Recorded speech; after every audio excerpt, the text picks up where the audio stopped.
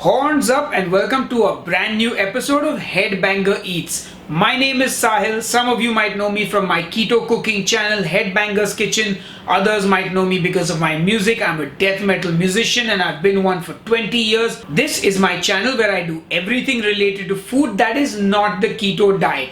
And today I've got a killer recipe for you. We are going to be making some chicken tikka. Now this is my low fat, almost anabolic, high protein chicken tikka that you can eat just as it is. You can put it in a wrap, you can even eat it with some rice. But anyway, enough jibber jabber, let's get cooking. The first thing we are going to do is prep our chicken, and I am using boneless skinless chicken breasts because I am looking for high protein and low fat macros, and chicken breast is the ideal meat for that. However, if your priority is flavor, then you want to use chicken leg and thigh meat instead. I'm going to cut the breast into tikka sized chunks. I mostly like to use this as a filling for my wraps, so I prefer nice big pieces. That way they don't fall out of the wrap.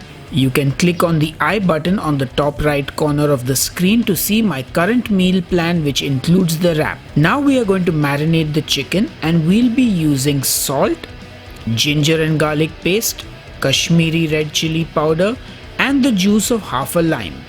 Then give it all a good mix. Now this is the first of two marinations. We'll marinate the meat twice for maximum flavor. You want the chicken to sit in this first marination for about 15 to 20 minutes. Now for the second marinade, I'm going to need some hung curd, which is basically plain yogurt from which some of the water has been squeezed out. Now you can make this by putting yogurt in some kind of a cloth and squeezing out the water. Alternatively, you can use a low-fat Greek yogurt, or you can use the regular yogurt without squeezing out the water. But trust me when I say this, the little extra step is worth the effort. Now to make the second marinade, I'll take a tablespoon of mustard oil, then I'll add some Kashmiri red chili powder to that and give it all a good mix. The idea here is to bring out the red color so that the tikka looks red. I did try warming up the oil in the microwave, which is supposed to help bring out the red color, but I don't know if it's working. Anyway, next I add in my hung curd, and then in go my spices, which are turmeric, coriander powder, cumin powder, garam masala, mango powder, and some kasuri methi or dried fenugreek leaves, which you want to crush in your palms and add to the marinade, and then give it all a good mix. Now in goes the chicken, and we'll give it another good mix. However, I did feel like my chicken tikka wasn't looking red enough, so I decided to use a drop of red food color, and that is really going to give it that restaurant-like color. Of course, this is completely optional. I mean, no one's going to be looking at your kebabs, but my kebabs are on display here on the internet, hence I got to get them photo ready. Anyway, let the chicken sit in this marinade for about 30 minutes to an hour, but honestly, you can keep it even longer or overnight in your fridge as well. Now to cook the kebabs, I'm going to use a non-stick frying pan, and you can either use some pan spray or take a pastry brush and dip it in ghee and brush it onto the pan. The idea is to use as little cooking fat as possible to keep the fat and calories down. So hopefully this isn't more than 10 to 20 calories for the entire portion of kebabs. And then you want to cook your kebabs on a medium-high heat, and I am going to cook mine in 2 batches. Now the reason I don't add all the kebabs to the pan is because if you add all the kebabs in, the pan temperature will drop. The meat will then start to stew and boil in its own juices instead of frying and getting nice and caramelized. So anyway, once it's cooked on one side, flip it over.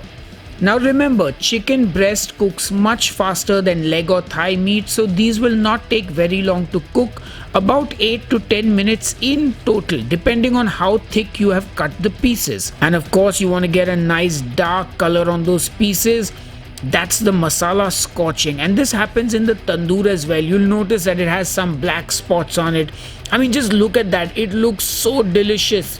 I'm drooling already. Anyway, once that first batch is done cooking, remove them from the pan, and then of course you want to add in the second batch and fry those till done. Anyway, Cue the frying music.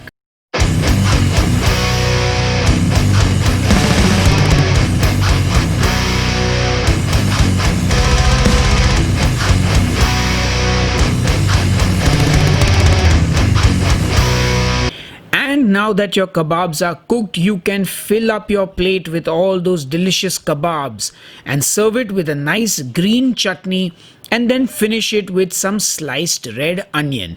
We Indians love our raw onions with our food, and of course some fresh coriander as well.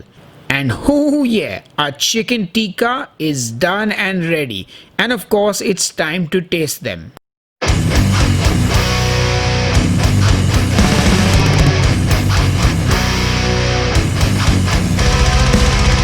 Alright folks, so it's time to taste the chicken tikka, and look who's here.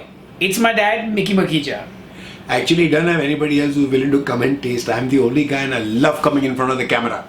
Yeah, my mom doesn't want to be in front of the camera, neither does my wife. So here's my dad, and I've given him just one piece of the chicken tikka because it's my basically my meal prep for the rest of the week. Anyway, taste it, let me know what you think. You know, these things have got to get either a lunch tasting session or a dinner tasting session. This after lunch having a meal is a bit... Oh, that's pretty good.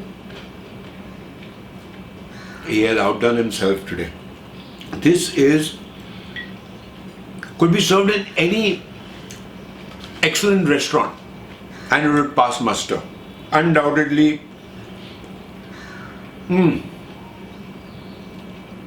You'd only need the chutney with it. It's got so much taste. Yeah, because I didn't make the chutney, so the chutney is from a restaurant because they had tandoori chicken over the weekend, so leftover chutney. But anyway, I guess this low fat, anabolic almost, high protein chicken tikka has passed the taste.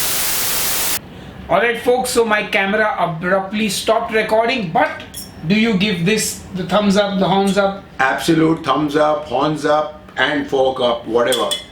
But It's all up. So my dad has approved the chicken tikka, and I'll see you on the next episode of Headbanger Eats. So till then, cheers and keep eating. There might be a little slide that comes and says sorry for the break. Okay then. I give it a fork up. I don't know whether it works or no. This thumbs up and this and that. It's horns up. Fork up. Fork up sounds bad. No, fork up. Not. This is what you eat with. I mean, this is what makes it go into your mouth and you enjoy the taste. Okay then. Cool. Okay, see you guys soon. We'll do one more. Wait, last one. Okay. Alright folks, so my father has given the thumbs up or the horns up. Whatever you want, it's all up. Amazing stuff. Awesome. So it's got... do it again, sorry. Alright folks, it's time to taste... Well, my dad's back to taste it with me. No, let's do that again. Oh, you took away the whole plate of tikka. Yeah. I would have held it and said that this is what he's got to go through in the next 24 hours. I may or may not keep depending on how the transition is. Anyway, one second. Okay.